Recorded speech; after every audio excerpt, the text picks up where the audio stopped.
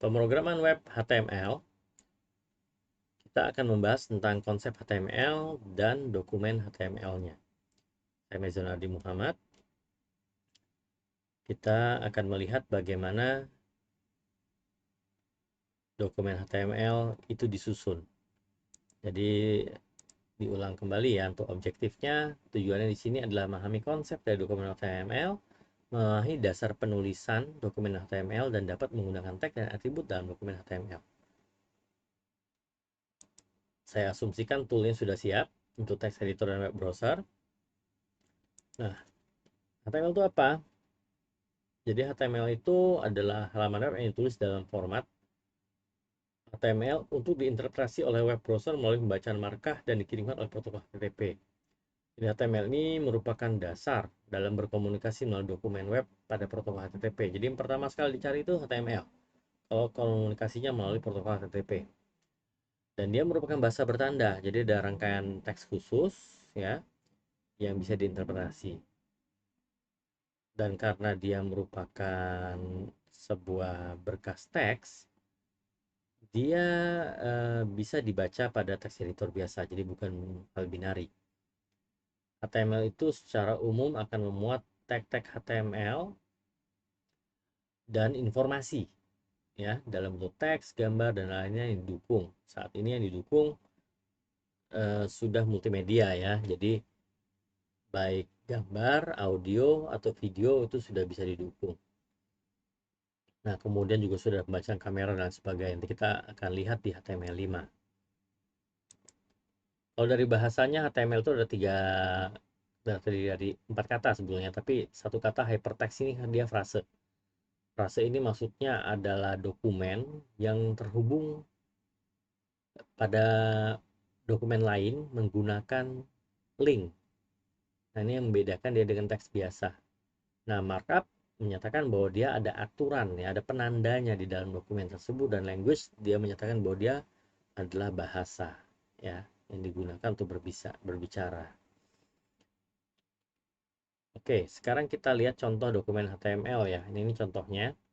Tapi kita lihat pada halaman tadi kita akan coba buat. Nah, asumsinya di sini saya asumsikan sudah open folder ya. Open folder, kemudian sudah menentukan foldernya di mana. Setelah itu melakukan select folder ya. Jadi sudah ada di folder yang kita inginkan. Dan kemudian dari sini kita akan membuat file baru. Jadi kita klik file, new file ya.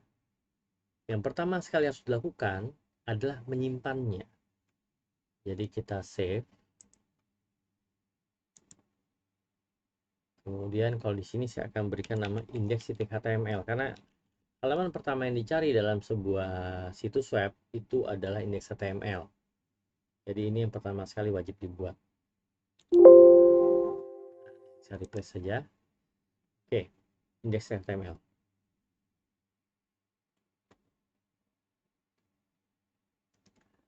Yang pertama harus dibuat pada HTML itu adalah doctype ya. Doctype ini adalah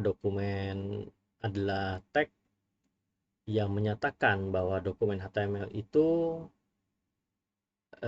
bahwa dokumen tersebut adalah dokumen HTML, makanya doctype HTML. Deklarasinya dilakukan melalui tag doctype HTML. Ini adalah sebuah instruksi yang memberitahu internet browser mengenai tipe dokumen yang digunakan termasuk versinya. Nah, doctype HTML ini merujuk pada dokumen HTML5 yang versi terbaru. Ya, jadi HTML versi 5 yang paling baru. Oke, jadi pertama sekali kita harus ketik ya. Nah, ini doctype HTML. Ini yang pertama sekali kita harus ketik.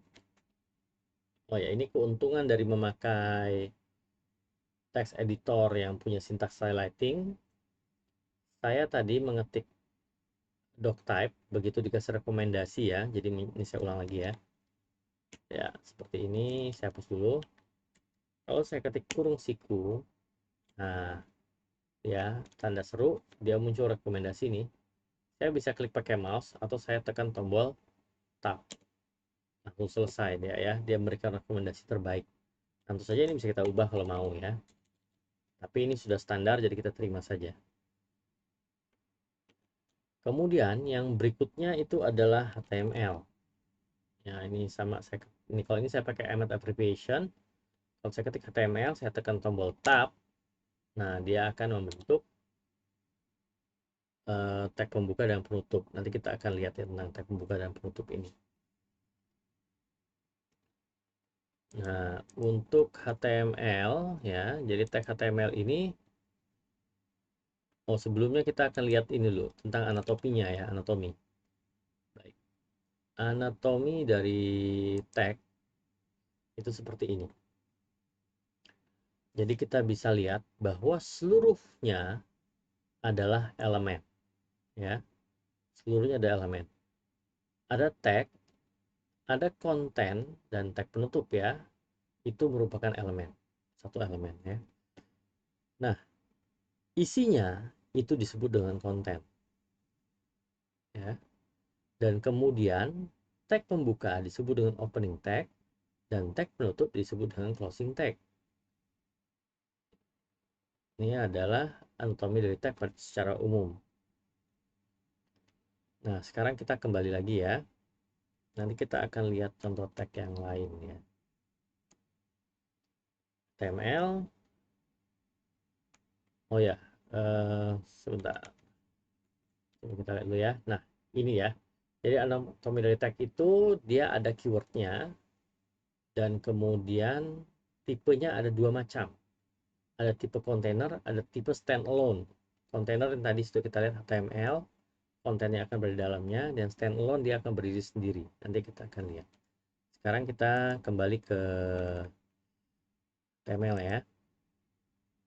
Jadi HTML itu tipenya kontainer, jadi fungsinya mendeklarasikan dokumen sebagai HTML dan semua konten HTML itu berada di dalamnya. Sintaksnya adalah HTML. HTML tidak memiliki atribut. Nah, nanti atribut kita akan lihat. Oke, kita selesaikan dulu ya. Jadi pada HTML itu ada dua bagian utama. Pertama adalah head, ya, dan kedua adalah body. Nah, head ini tidak akan tampil di halaman body atau di halaman webnya. Head ini hanya akan tampil di judul dari Windows-nya atau dalam hal ini di browser modern itu di bagian tab-nya. Jadi kalau saya buat ini satu-satu atribut yang akan tampil dari head. Ini judul di tab ya. Kemudian body ini akan tampil. Nah, misalnya kalau di sini paling pertama sekali kita ketik harus hello world. Jadi menjamin kita sudah membuat program pertama dalam HTML ya. Kita simpan. Nah, sekarang pertanyaannya bagaimana melihat file ini yang sudah jadi ini? Caranya itu adalah dengan mengklik Explorer, kemudian klik kanan di nama filenya, kemudian Reveal in File Explorer. Nah, ya nanti dia akan muncul direktori seperti ini. Kita bisa klik dua kali untuk membukanya di browser pilihan kita. Nah, ini dia. Bisa dilihat ya. Saya zoom ya. Nah, ini sekarang saya bagi dua. Oke. Nah, ini ya. Nah, kita bisa lihat di sini ada Hello World sama nih. Bagaimana kalau saya ganti? Ya, kalau saya ganti misalnya seperti ini, kemudian ini tanda bulat nih. Kalau kita ini saya kembalikan ya. Nah, ini ada misalnya saya ganti jadi halo dunia ya. Saya buat variasi. Nah, ini tandanya belum di save ya, tanda bulan ini artinya belum di save. Kalau kita save, atau saya tekan tombol Ctrl S, jadi sudah di save.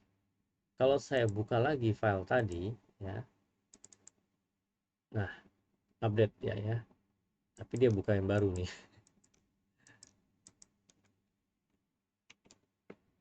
Oke, begitu ya.